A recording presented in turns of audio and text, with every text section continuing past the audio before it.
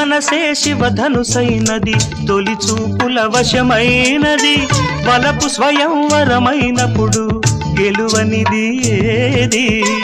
ఒక బాణము ఒక భార్యన్నది శ్రీరాముని చిరయసమైనది శ్రీవారు వరమిస్తే సిరులన్నీ నావి తొలి చుక్కవు నీవే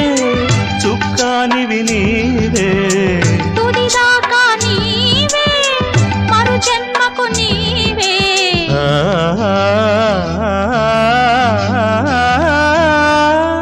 జానకి కలగనలేదు రాముని సతి కాగలనని ఏనాడు రాముడు అనుకోలేదు జానకి పతి కాగలనని ఆనాడు